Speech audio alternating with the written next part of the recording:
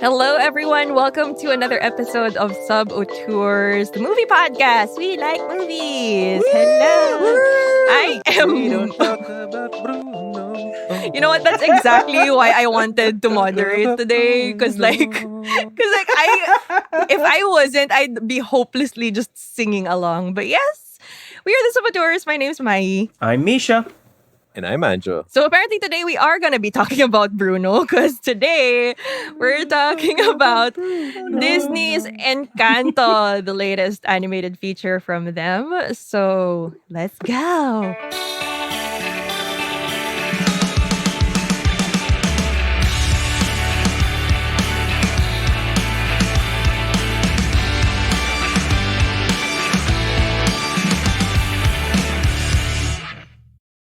All right. So, if you haven't seen it yet, it's all about the magical Madrigal family, all of which have special powers bestowed upon them when they come of age. So, well, All of them? except for the Oh, protagonist, no. Mirabel. Mirabel. Poor Mirabel. Mirabel. Oh God, I can't stop saying her name. Mirabel did not get a door. Oh no, Mirabel. You know how after I watched this movie, I can't stop saying her name.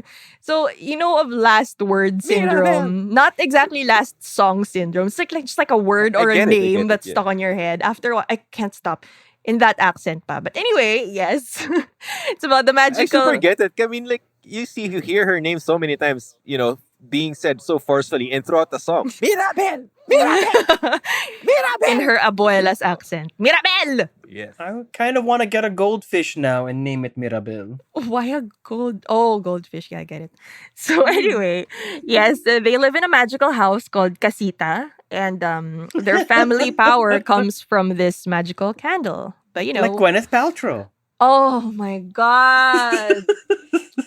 I'm pretty sure the abuela did not buy it from Goop, like Amazon at cart from I don't Goop know. or They never whatever. said what the magic candle smelled like. Considering this is a Disney film, I was hoping we were going to be wholesome. We are wholesome. We just take our waxworks very seriously. Oh my God. But It's a magic candle. We respect the magic. so much for that. Anyway, one day Mirabel notices cracks in the house and, damages here and there. The candle's light is going out. So she tries to figure out what is causing this threat to her family's magic. And that's pretty much Encanto in a nutshell. What did you guys think? First impressions. My favorite character's the house. The casita. I know. See, Deng judged me because my favorite character's the house. I had to be honest. I'm like, we've seen 1 million people by now with superpowers. But I've never seen a helpful house before. An expressive house. An expressive. I see your point. The Diba? house is so lovable. The house was lovable. shrugging. It was enabling. It was crying. It was happy. It was sad. It was the best house ever. Yes. Really? You didn't know if the house was the caretakers of the family or vice versa. I think it was just happy having this family within its walls and being able to take care of them. It was very heartwarming, to be perfectly honest. The house took care of them, and they took care of the house. It was like a symbiotic relationship or something. No, I mean, look. I know that's nothing to do with the main theme of the movie. It's just I was very, very charmed by the house. It is a pretty house. No, but yeah, I see your point because the house has so much character. Like, it was super helpful at some point, and you were right. It would enable certain characters at certain point, and it would just show a lot of its character to the audience. And it kind of works like Hermione's magic bag thing. Like it looks a certain size from the outside, but inside it's like they have all this space apparently. I know. Like, wow. Especially the rooms. The rooms are, like, and the rooms. whatever dude. basements You and have- secret compartments are there. It's like it's huge apparently. And it looked like the writers had a really good time just coming up with gags for the house, Yeah. for the siblings' powers, for all the little sight gags and little character bits. It was just, I imagine the writer's room for this was just so much fun to be in, honestly. Yeah, there were a whole lot of them actually seeing the credits. Not just like the usual one or two people working on the screenplay. There were a lot of people. So And props to them. Writing on the Yeah. script. And something that actually I didn't notice until Dane pointed it out. There's no bad guy in this movie. That made me love it even more. Yeah. Because I don't know, like over the last 10 freaking years, Disney has done this thing where they don't have bad guys anymore over the last 10 years. If you were a bad guy in a Disney movie, we're going to reboot you as a misunderstood good guy. If you're a bad guy in a Disney movie that's modern, not an old one, if it's a modern Disney movie, we'll pretend you're a good guy until 2/3 of the way in. And then, oh, surprise bad guy. So it was refreshing that we didn't have to put up with either of those tropes in this one.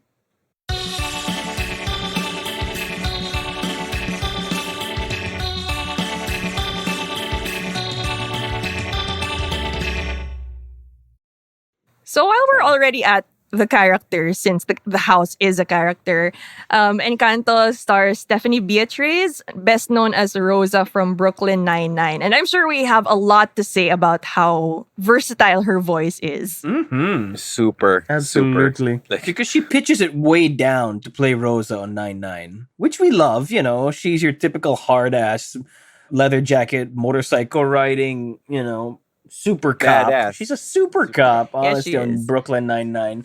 But in real life and in this movie, she is an absolute sweetheart. And she just owns it, honestly. Mirabel! Sorry. Yes, Mirabel. I can't stop saying her name. She is so gosh darn lovable because, she's the one who was passed over for all these amazing powers that her entire family has. She's the one who's so proud to tell the neighborhood kids about who lives in the house. And she's the only one who doesn't have special abilities. I felt so bad for her. They really they really drove it home start pa lang that, oh, you're the non-special one. Mhm. You're the one without the black powers. I know. It's I like- want to know where those children came from. If they've lived in that fucking valley their entire lives, they should know everything about the Madrigals. Or they shouldn't be served coffee. I love that. I'm sorry. Like freaking hyperactive kids. I would not want to live in a neighborhood with kids drinking coffee. I'm sorry, I cannot. I have a question about the title. So the title is Encanto. Encanto is the name of the valley, or it is the valley? Encanto? Because I the think grandma is says, the abuela says that they found a special place with magic or whatever, and then Madrigal says, "The Encanto?" Yes, the Encanto. That's the OBB basically. So- the Encanto, I think, is a place. I think it is the valley because on the descriptions of all the synopsis of the movie, they describe it as a place called the Encanto. Oh, I guess there's your answer. okay. All right. So I was wondering if it referred to the magic or something. Possibly also, could also since it be is a very play on the magical. magic. I liked that the entire family, they easily could have just been like one note, all of them, but the actors, I think, brought a little bit of depth to each of the characters. They were not defined by their special abilities, basically. Right. They weren't one-dimensional. Absolutely.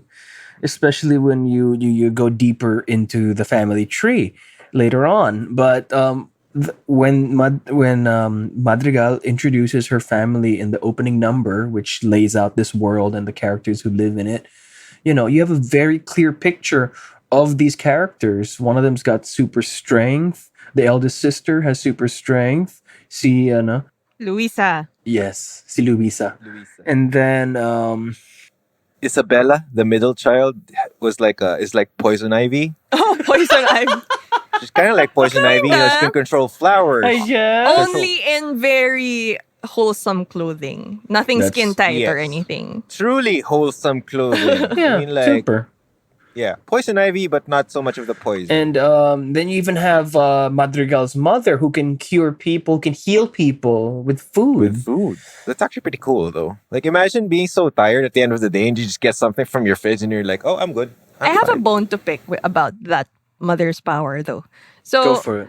I actually really love that Mirabel is very representative of, like, you see a lot of these kids online saying that, oh, it's me. It's somehow giving a good representation for kids out there who aren't white. So, but okay, I also love that she has glasses. But why is her eyesight bad if her mom can heal? Why is she wearing glasses? Her mom can't heal genetics. Maybe she has a lot of fast food. I don't know. Wala lang. Yun lang yung parang, oh, so her mom can heal. She can't heal her eyesight? Are those glasses just for cosmetics? I don't know. Just a question. That's fair. That's fair. Mom can't heal genetics. Magic only works, you know. With diseases. Fine, let's just not define the rules of magic. No, but I Just like a little that question. Just I like tiny that bone to pick. each of their powers were tied into their more or less their presumed roles within the family. So the mom's role is to care for the family, take care of you, feed you. That's where you run to when you get a scrape. Si Luisa, she's the eldest, so she's expected to take on the brunt of the load. So that's expressed through her super strength, and so on and so forth. I like that each of them, their powers, their abilities are integrated as extensions of their character, but they don't limit their characters. They're not defining them solely by those. Yeah, and you get a glimpse of that of those feelings as well in Luisa's song particularly. I really like her song, her solo, character song. She's talking about how much pressure there is on her. Like, who am I without these abilities? Because like if I'm not around with these powers, what's my use? What's my purpose? Dude, ang bigat nun. How are people gonna, survive without my help and my strength? Which Typical Disney, like, mabigat yung content ng song, pero presented in a very light and fun Oh manner. yeah, the song was really fun actually. But then when you listen to the lyrics, was. it's like, ooh, like, Dude, that was like damn. fucking can feel that. heartbreaking. Anyone who's like, a firstborn and you hear that, you're like, oh shit, they're singing about me. Yeah, nah, and just raising his hand. Oh, the two of you are raising. Okay. Yeah. No, because you can't help it. Because Yeah. that you just think that everything falls on your shoulders by default because you were there first. So you should be the responsible one or whatever. Yeah, unless you're the baby who got experimented on a lot because you were the first. Yeah, I know, right? Wow. We're unpacking a lot of things here. This movie unpacked a lot of things. Okay, this movie. Deep-rooted family issues. This movie, like, Misha mentioned earlier that he appreciates the fact that there was no villain in this movie, which was a very unique way of presenting a story where you don't really need a villain to create conflict. So which was super unique because like if you look into any family, family dynamic, there will always be certain conflicts, certain issues that will need to be resolved by certain by family alone. And this is what this movie is all about. I like how everything was reflected one way in some way or another, a certain feeling or a certain situation where anyone can relate to. Well, Amazing. if we're gonna be going to the themes, then Might as something well. something that I really really liked about it was that everybody was happy to be defined by their predetermined roles. They were happy to be defined by their powers to the point that they have their own special rooms in the house that belong to them that are related to their powers and their role in the family, in society, and all that. And they were all each individually so caught up in their own little worlds, trying to uphold the honor of the family, their duty to the family, that at some point they forgot how to be a family, And I really like that the movie gave you that much to unpack, and it treated it with care, it treated it with subtlety. Sometimes it wasn't very subtle at all. No. Like when they have that song number where They don't talk about Bruno. That one. no, we're not talking about that. When Mirabelle when Mirabelle's trying to get a hug because she thinks it'll solve everything. All right, with her, because she fucking hates her sister. Oh, I said the F word. Sorry. No, So much for it's okay. wholesome. She fucking hates her perfect sister. That's true. Yeah. Isabella. And she finds out that Isabella just looks perfect on the outside, but in actuality, she's not happy at all. She was even going to get into a marriage with a guy that she didn't even like because she thought that's what's expected of her. Mm-hmm. So here's the thing. Honestly, more than halfway through the movie, I was like, when are they going on that big adventure? Why are we still in the character songs at this point? And I think I had around 40 minutes left, but they're still like singing the individual character songs. But that's the thing, it's a much smaller scale than what we're used to. There are no big adventures, no world saving, like let's say Moana, or like no far flung places to explore. It just focuses on family and home. Yes. So it's so simple. So It was more intimate, yeah, which is what I liked about it. we're not used to it, but it's just there. It's just like one little setting. You literally don't go anywhere else. And I love that it made the effort to be an actual character study and actual commentary on the dynamics of family and how that changes as you get older. Your relationship with your parents changes. Your relationship with your siblings changes. Your role in the family will change. Absolutely. But what I also liked was we met like what, 8, 9, 10. We met like a dozen different characters, and they're all so well defined. And you know how they all interact with each other. It was nothing like that shitty Eternals movie. Oh wow. Okay. Ooh. That's maybe for another episode. Fine. It That's was gonna be a fun trashing. fine. It was still shitty. But anyways, here Yeah, I see it what was you mean shitty. though. no, but exactly what Mai said. Because there's no distraction of a big world that needs saving or exploring, they could really take the time to flesh out these people. And they were people. It's great. It's so simple but so powerful. And just looking at it at a purely musical genre standpoint, you have at the start pa lang, the song introducing all the family members. You know what it's all about and what the quote unquote problem is with the protagonist, because she doesn't have powers. It's crystal clear. And you get all these feelings and emotions of these characters through their songs. So that it's, as a musical, it's really effective, because that's ideally what a musical is about. You get these characters' emotions during the song numbers, and they were also so beautifully animated, so colorful. Yeah. Actually, yes. It was just gorgeous. I mean, it's Disney. Do we expect anything less from them? But while we're on the themes of it, because I watched it with Dang, and something that came up again was how if you remember when we discussed Shang-Chi, we were talking about how it was primarily from the ABC point of view, the American-born Chinese. It was an immigrant story because it was about Shang-Chi, It was about somebody on the outside looking in, and any errors or any lapses in the depiction of the Chinese culture could be attributed to the fact that he grew up American. So that's fine. That's a valid viewpoint. But here, I think the filmmakers made it harder on themselves by intentionally setting it entirely within the context of this culture. You don't have an external POV. And I thought they did it very well. Talking about the dynamics of a family in the Colombian context, even the hand gestures they would make when they're amused, or even the food that they would eat at the table, everything was real. And you realize this thing is directed by a couple of white dudes. This is the guys who made Zootopia. So to get it right, they had to make a concerted effort to get it right. And I appreciate that a lot. Because they made the harder movie. They said, we're going to go set it here. Papanindigan natin to. We're going to go all the way. And they did. They Yeah. went hard. They did their research well. Absolutely, Pretty solid. yes. It was. I was amazed. Really. But it's the same guys who did Zootopia, so you knew these guys were gonna do their research, they're gonna do the work, and they were gonna put up something with good quality. Zootopia was underrated. I love One of the most Zootopia. underrated Disney movies ever. That's some crazy world building. Yeah, and it was Amazing. much deeper than I even thought. Oh yeah. Oh, yeah. I love Zootopia. Yeah. Yeah. And I also love how it really didn't fall short of the emotions, because it did pack a punch. Like, whether or not you're familiar with Colombian traditions Yes. or Yes. practices, something we can all relate to, generational trauma, or maybe Yes. or some of these Yes.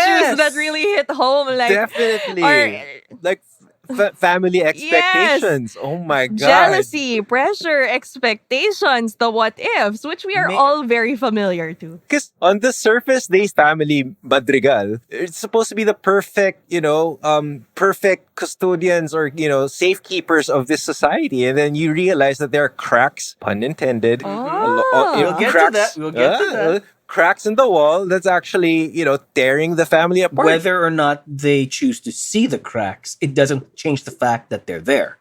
Yes. which is incredible. This is a kids movie. What the hell? Yeah. The house is a metaphor of what the family is supposed to be. Absolutely, yes, you're right. But I realized that how far this thing was gonna go when you see the abuela, the grandma, her look of relief when the youngest kid gets his powers because she was afraid that this one would also turn out like Mirabel. Oh, Okay, that's she heartbreaking. wasn't just relieved that the kid was getting powers. She was relieved that they could continue their prescribed role in that Encanto. Yeah, but So it was all about upholding an image of the family versus addressing why didn't Mirabel get powers in the first place, instead of addressing the cracks that were identified already because it was just easier to pretend they didn't exist. oof. Fucking Oof. movie, man. I know it. I didn't expect it to like go this hard. And I didn't want to cry. I was eating fucking buffalo wings. So I'm like, my hands are busy. No, don't make me cry. I mean, the last Disney movie we watched was also a deep dive into emotion, diba? With Soul. We're on the roll. That was Pixar. But- Oh, Yeah, for you guys wanting to re-listen to that, you can check out our episode Wow. on Soul. okay. I like what you did there. Look at that. Oh yeah, so there might initially I was Shameless. actually under the impression that this was also a Pixar film. So Misha, will you walk us through the whole Disney Pixar thing that's going on right now? No, apparently there's like a little bit of an issue because like morale, they say, depending who you ask, morale at Pixar is at an all-time low because their next movie with that girl who becomes a red panda, as a metaphor for adolescence and puberty and whatnot, it's going to be the third Pixar film in a row that goes straight to Disney Plus. While Encanto, got the whole theatrical run thing. And people are saying that maybe it's because, Pixar and Disney, their dynamic now is way different from when Disney bought them 20 years ago. 20 years ago, when Disney bought Pixar, they had to fucking beg John Lasseter not to sell Pixar to anybody else. They had to make him the president of feature animation at Disney to get him to sign with them because everybody was lined up with their checkbooks to buy Pixar after the Disney deal ran out after Toy Story 2. But what happened was Disney pulled out their checkbook. They made him in charge of feature animation at Disney. So Pixar got absorbed by Disney. And now Disney, over the next 20 years, improved to the point where they weren't making crap like, Chicken Little and Oh God. Meet the Robinsons anymore. Okay? So now they know how to make these 3D movies that can be emotionally resonant, that can be character rich, that can have catchy songs, that can win awards. What do we still need Pixar for? So that's the impression that's coming out now. Though to be fair, the past Pixar movies, or there's still a difference for me. Although this did hit home, I did have a tear or two when I was able to relate to the whole family conflicts and everything. But it hasn't made me like cry, like bawl my eyes out like the previous Pixar movies. Like Soul made Soul? it really, Jesus Christ. it almost made me go into like, or not really go into an existential crisis, but kind of want to like figure out that Revisit. existential crisis and see how I can live my life afterwards. But this was great, but not really as tear-jerking. So Soul just made you want to go to an introspective of yourself after watching that. So it was, it's a tough watch. yeah, but yeah, you know what I mean. It still doesn't have that sob factor. It was great, but not like that whole sequence in Up, which made literally Oh my everybody God. cry. First 10 minutes of that movie are evil. Although I dare say that it is the best part of Up. Afterwards, it's like okay lang.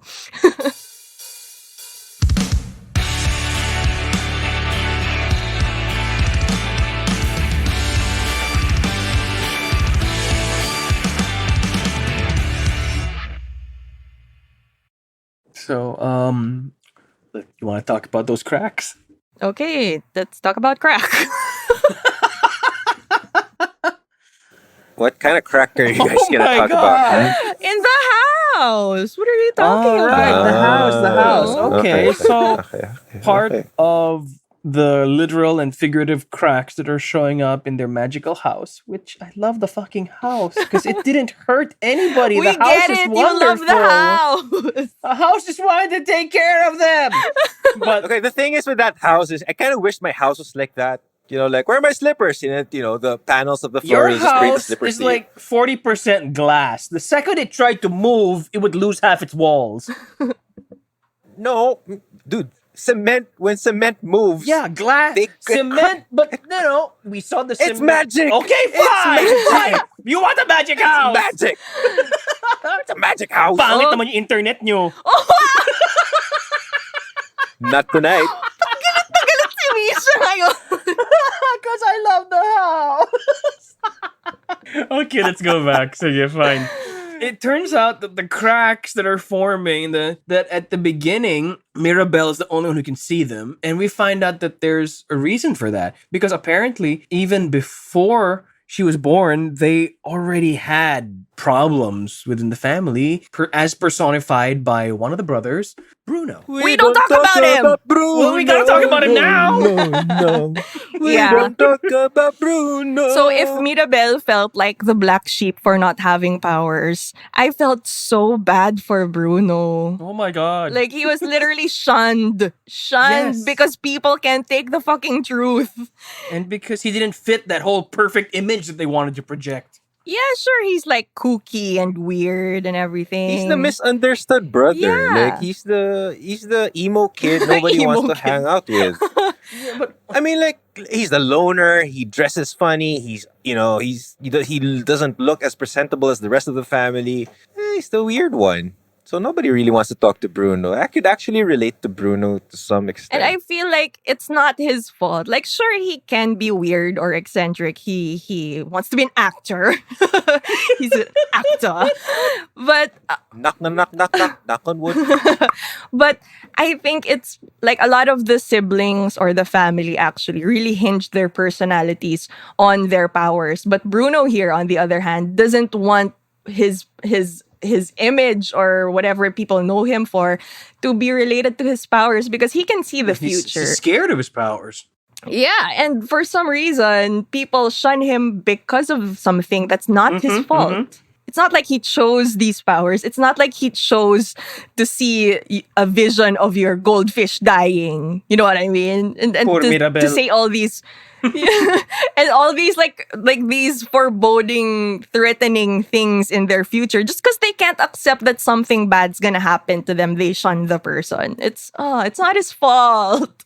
What got me about Bruno was the fact that, it was because of what people perceived him to be was what ultimately led him to, what led him to not embracing his powers. Like he kind of like even to a certain point didn't want to use it because of the fear of what people, might think of him. Yeah. And that's why he just, went into, self-imposed exile. And the abuela's insistence and all the siblings, all the cousins and everybody, all of their insistence to just not talk about Bruno. That didn't, pretending a problem doesn't exist doesn't fix that problem. And that just made Bruno withdraw even further away from his family. But because he still loves them, he didn't want to leave. He found a way to still be there, but not. He was like literally living within the walls of the house. That was actually one of the best sequences, the chase down for Bruno. Yeah, that was pretty good. And you don't do was a that fun to John sequence. Leguizamo.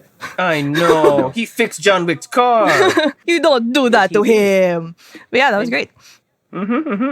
Okay, since we're already talking about Bruno, let's talk about the songs. And we don't talk about Bruno actually has broken a lot of records already. So it has beaten So catchy. it has beaten Frozen's Let It Go on the Billboard Hot Yes. 100. Thank God. Thank God. Thank God. I ended up hating that song like as much as I never really, I mean, it was good, but I never really enjoyed it. like technically it's a great song, but then Idina Menzel's the only thing going for that song Yeah, for it's me. like I love. If it wasn't her, it probably wouldn't have been that great. Yeah, true. And I love my nieces and nephews, but dear God, I can't count how many times they have played it since 2014. So I don't know how much more of it I can take, but yeah. I hate that song. But yeah, I'm gonna let it go now. Okay, let it go. Oh Let it wow! go. Oh, So, said hated song peaked at number 5 in 2014. While we don't talk about Bruno is currently at number 4 as of recording. It could still go up at this point. The more people get to watch Encanto and listen to the soundtrack. wild, no? Yeah. Impressive. And it's also up there in the best performing Disney songs, along with Can You Feel the Love Tonight from Lion King and A Whole New World from Aladdin and Colors of the Wind from Pocahontas. So it's up there now. With songs, man, I think what I've noticed more recently with Disney's work is as they've diversified the ethnicities of the characters or of the stories, where it's coming from. They've also diversified the sound because way back when, like in the '90s, you'd have Mulan, but then you'd have your traditional Broadway sounding music. But Agree. now you have actual, like in the case of Encanto, you have something that sounds so different. Like it fits the culture. It's Latin. It's Latin music, and it just works. I mean, the songs are notwithstanding the catchy. fact that to some degree you already know what you're gonna get because it's Lin-Manuel, but something that Mai said earlier, for me personally, the visuals are really what helped bring it to life. I mean, Yes. I like his wordplay. I've always liked his beats and all that, but I expected that already. What I did not expect was the beauty of the visualizations of every single song in this movie. Oh, yeah. It's like even the animators went hard on this one. It's like,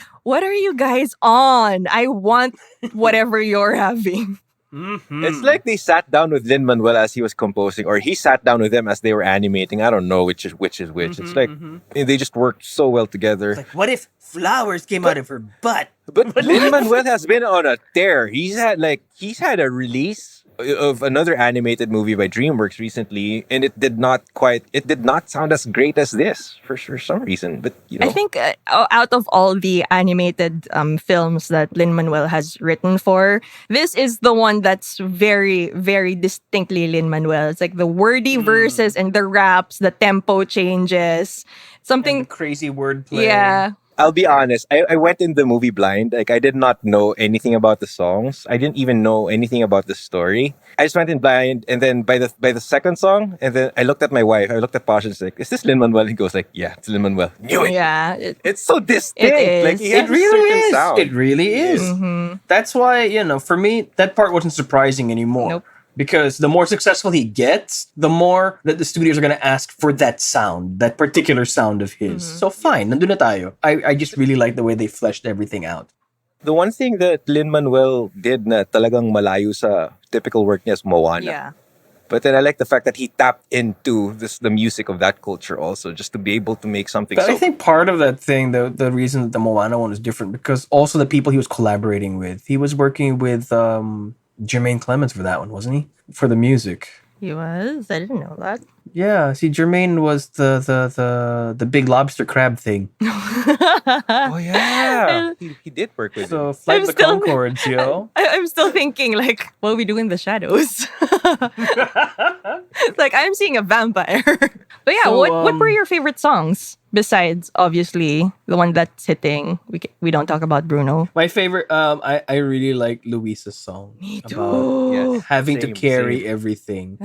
And yun nga, it really just struck hard when she's like, without my strength, what good am I? If I can't contribute, what good am I? Yeah, that's my other favorite too. And it's very reminiscent to some Hamilton songs too. Like when that little beat drop when she starts rapping.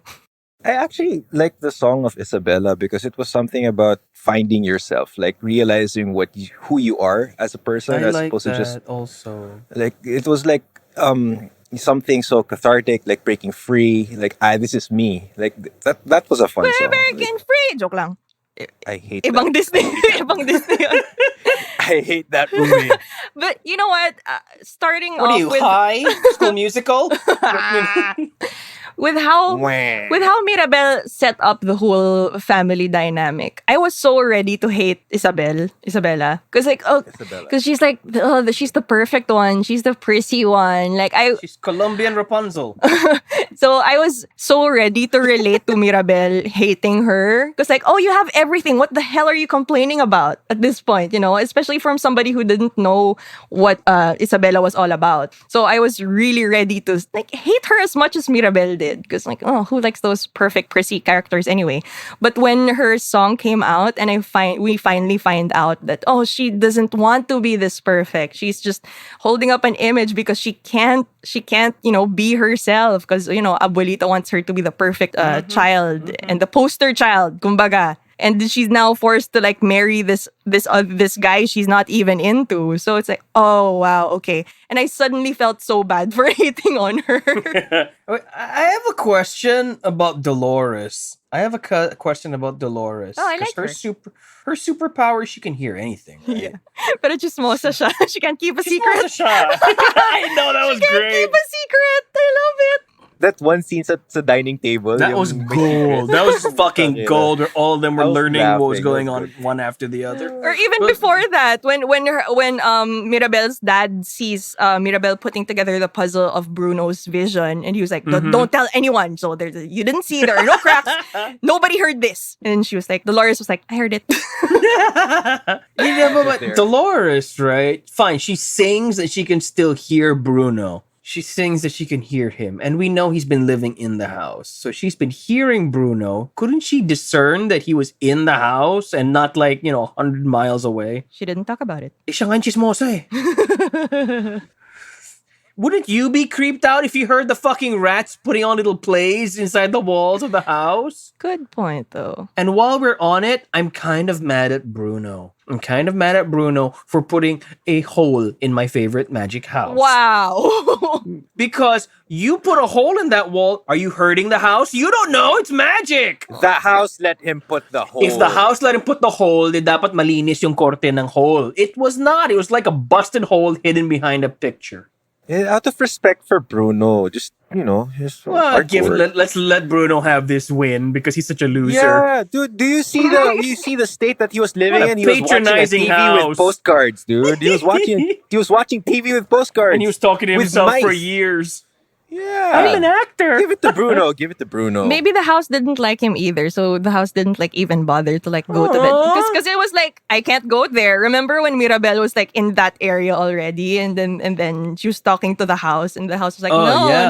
no, I'm not. I'm So I'm the house out of doesn't this. the house wants nothing to do Yeah, with Bruno. yeah. So I guess that's But how? I wonder. it's like the house is back. He couldn't reach it. Couldn't scratch it. Can we talk about the abuela for a second, the grandma? Because she was kind of awesome and scary at the same fucking time. I have so many conflicting feelings about Abuela. She's like Same she's- here. Same. She's totally the hard ass matriarch that you don't mess with. That shamelessly plays favorites, loves all the apos. She was kind of a bitch. I'm sorry. Exactly. No, exactly. She was kind of a bitch. Like Because she was more concerned about what people thought than the people living under her magic roof. She looks like one of those titas you see in mass. No, with one look you knew she was judging you. Of course. That's what Abuela was. Like, walking is so, in such a dignified manner that everything is beneath me. course. She had this whole vibe going on like that. Yeah, so I just felt so bad for Mirabel. And like even her mom and dad were defending her in front of Abuela, and Yep. she's still like, no. Like you've hurt her My feelings. word is final. It's like she's like yeah, that. oh, And such a there are hard grandmas ass. like that. And to shun your lot. own son, that's harsh. That's hella harsh. Mm-hmm. And the fact that she was also, Abuela Claudia and freaking In the Heights, but I have so many thoughts about this. But apparently the cool thing was that she actually she played the Abuela in this movie. She also did the dub for Disney in the Spanish and the Italian versions. Oh, cool. So I'm like, damn, Wow. can. that is range. Damn it. That is That is multilingual range. I know. What's the actual hell? now it's like, okay, now I know, I gotta live up to those standards, Abuela. Oh, she can speak languages. I'm sorry. sorry. Mm-hmm. Ganun yung feeling. Napaka-perfect. So like, when every Madrigal child comes of age, they go to the goop candle, Oh my they get their God, magic not the- superpowers, and they are given a new magical room in the already magical house. And it just kind of furthers it solidifies their identity and their role in the family and the society and all that. And can I just say the art direction for each of their rooms is insane. I want to know what each of their freaking rooms looks like. Like, does Louise's room just look like a freaking Gold's Gym? No, probably a CrossFit box kasi uso na ngayon functional eh. So her room would probably look like a CrossFit box. Or like Dolores's room would have like giant speakers or something. Or like But- mics. And all the more probably. you feel bad for Mirabelle because she's Yeah. what? Let's say she's 15 in this movie. She's 16, Yeah, whatever. Yeah. She's still in the nursery. She's still in the nursery I because her feel so grandma doesn't think bad. she's worth giving a new room to. Wawa. Feel so bad for her. And you know, when she was talking to her younger brother and he was nervous, like, what if She I was don't pep talking She him. was. And she's like, I'm gonna miss my roommate, but I'm gonna be happy for you. But oh, Right? She's like the only decent person in that family. At the beginning. At At the the beginning. beginning, at the Yeah, at the beginning. beginning. Because we don't know any better. We think everyone's a jerk. Yeah. And since we're speaking of Abuelita, I want to get to her flashback. Okay, when everything's said and done, you know, spoiler. Okay, the house breaks down after this huge fight between Abuela and Mirabel because they go off on each other, and Mirabel's like, Mirabel. you are the reason why this house, this family is falling apart because of your expectations and everything. So that hit hard. That fight was like pretty That- heavy. Those words. That was the hard truth. Those words Nobody were wants scathing. to hear. Nobody wants to hear that they're the reason their family's falling apart. I Yeah. don't think that Ever. was a hard truth. I mean, I think Abuela was just being a bitch. Well, no, on Mirabel's end, it was the yeah. harsh truth. Yeah, that was a hard truth. Yes. So after this is all said and done, the house breaks down, you know. But we later on go to Mirabel and Abuela making up, and we get to this flashback of why Abuela, you know, how it all started with the powers and the heartbreaking loss of her husband and their grandfather figure. It was beautiful. Can I just say, It was. It was. And painful. it was painful. So just like what happened to Isabella, of course, you feel so hard for how much of a bitch Abuela was to Mirabel and Bruno. So you were ready to hate her, but seeing that flashback, that beautiful and heartbreaking scene where the treatment was no dialogue, just the score, just the music, and I was like, oh my god.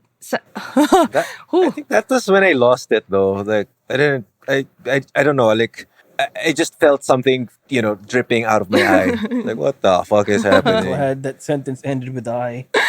But it was so painful. So there it goes again with making you like it pulls a 180 on you. Like it makes you end up hating a character at the start, but then you feel sorry for hating them later on when you see what they're all about. Because it was pretty heartbreaking to actually see the love of your life try to save you. The whole And you have community is triplets. that. You just had fucking You born triplets. triplet. Yep. So there you And understand. one of those triplets came out white for some reason. I was confused. Maybe she was just blonde. I don't know how that happened. But yeah, Hey, I like that detail. it was just so heartbreaking. So you understand why keeping up this tradition or this image was so important to her. So it's like, tangina ng treatment nito. Grabe pa yung song. Oh my god, I just remembered another thing. Sorry. You know how Abuela was so concerned about preserving the image of the family to the community at large, while Bruno was more concerned about preserving the family because he didn't like seeing them fight because he thought that was his failing again for telling them what their future would be. Like, he was actually fixing the fucking cracks from inside the wall just so the Yeah. family wouldn't stress. Alam mo yun? So parang he still cared even if he was essentially in exile. Oh, Bruno. He came up with 2 extra personalities to help him do it, but you know, he did it. He's an actor.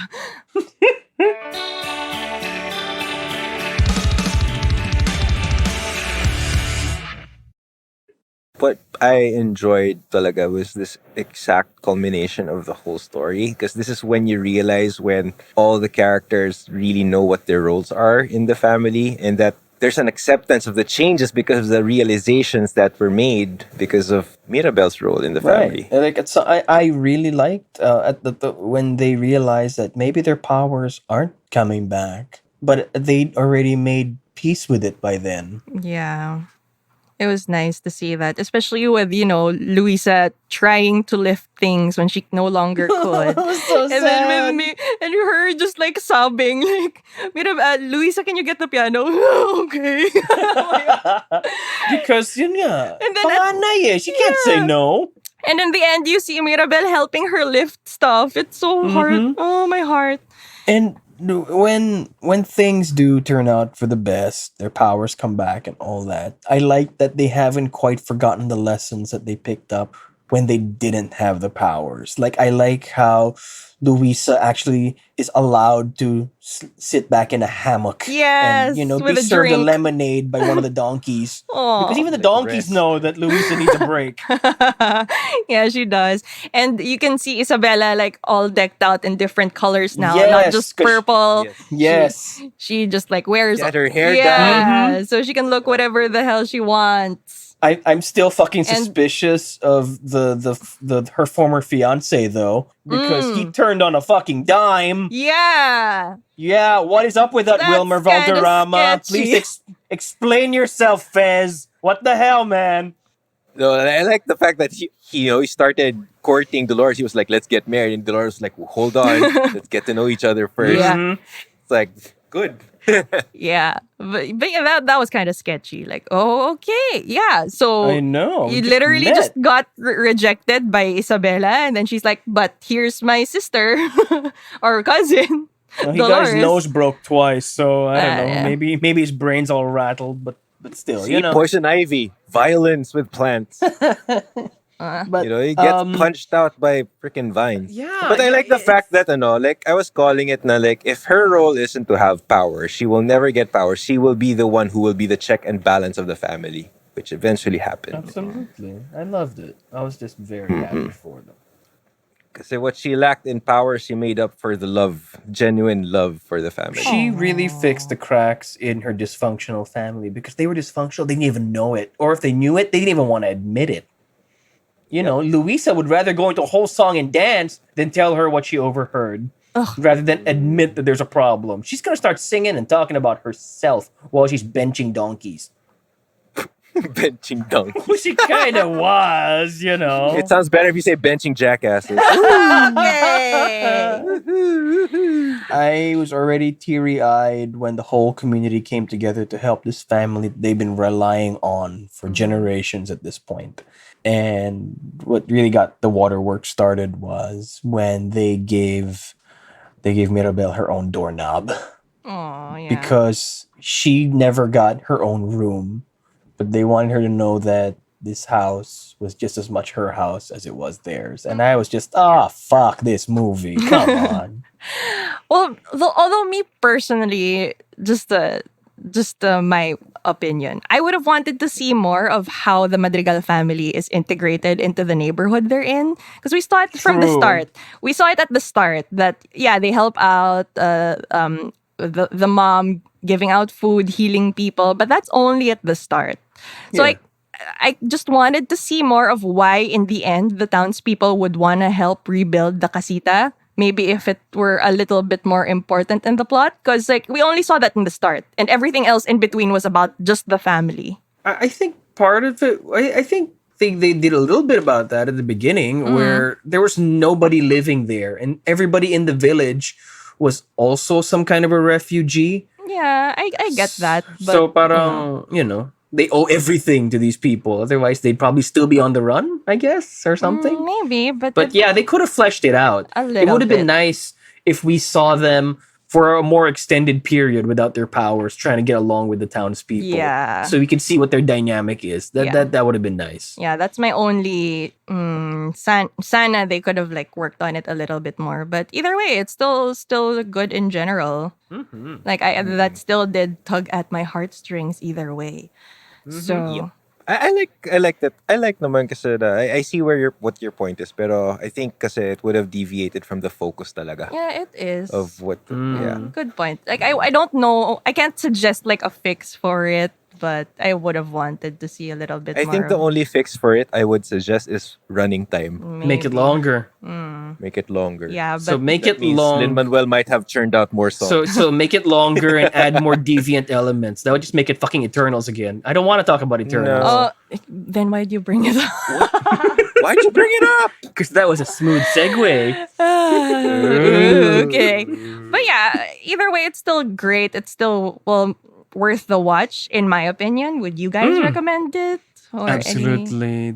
Oh, heck yeah. It looks simple on the surface, but there's so much going on there. There's so much to unpack with regards to, just being in a family, relating to your siblings, honoring your parents. There's just so much to unpack here, and the fact that, and it's so universal the way it's the way it's packaged that the Colombian trappings are just like a bonus. Actually, to be perfectly honest. I agree.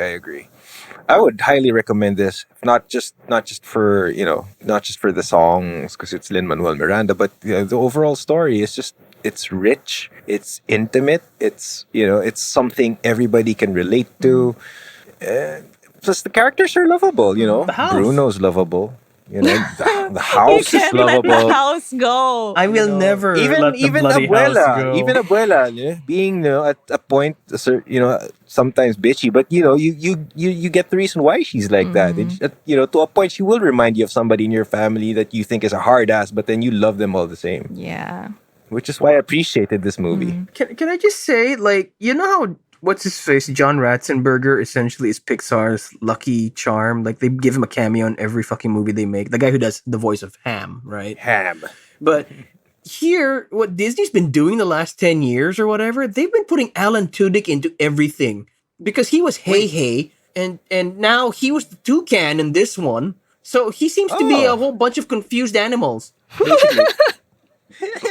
It's like any excuse. Is the toucan more confused than Hey Hey? I don't think Hey Hey's anyone's more confused than Hey Hey, but it's just interesting, Well, I guess good luck. Good for him. Confused animals. Okay. If you get paid good money just to be like, a confused animal for a few recording sessions, I'd take Yeah, that. good point. Yeah. he was watching. He was that Tuk Tuk in Raya and the Last Dragon. All these useless animals. Hey, Tuk Tuk wasn't confused. Fine. It was cute. Hey, Tuk Tuk was cute. I want the Tuk Tuk. It's like this gigantic armadillo horse thing. Yeah. How can you not want one? That was just happy to be there. Yeah, so look out for that quote unquote cameo while you're at it. So I went into this movie thinking that the message was, about being average and, even And if you're it's not okay. special, yeah. And you may not have the spotlight, but you're still important, which was definitely one of the themes here of Encanto. I thought it was just gonna be about that, and it just had so much more to unpack. It was just, if ever, like, I'm not sure if you should go into it prepared to feel all these, hard-hitting truths about family and dysfunction in general, but I love that I also went into it blind, that I didn't expect it to hit me this hard. And sana all ng mga matriarchal figures nagsasorry. Okay, I'm done. Matriarchal and patriarchal. Basta. Yeah. Okay, angst. I'm done with my angst. So yes, we definitely recommend this. Just There's good. also a lot to unpack there. Are we just gonna let that go? That's an episode. Oh my God. Yeah. So, just maybe be prepared for any family trauma it could unearth, and maybe if there's something good that will come out of it, you watch it with your family and you eventually talk about it. It will be an awkward dinner, but you'll fix some stuff. But yeah, Encanto was great. It was great. And it spoke to, even if it was Colombian in concept and setting, it spoke a lot to our own repressed Asianness. Yeah, even if it was Colombian, no? Parang sobrang relate ka sa family dynamic na ganun Absolutely, yeah. eh. So you want to talk about it? And that was another episode of Sub-Auteurs. Thank you for listening to yet another of our movie rants. So you can definitely subscribe to our Spotify channel or wherever you get your podcasts. We're on Apple Podcasts, we're on Google Podcasts, and we also have a Facebook group, Sub-Auteurs We Like Movies, where we post like some random memes, share some news about movies, anything at all about We always movies. talk about movies. Wow. Wow, new theme song there. All right, so stay tuned. We have more episodes coming up for you, so hope you can listen to us even more, and maybe we'll unpack more of those feelings in the future. But till then, I'm Maggie. I'm Misha. And I'm Angelo.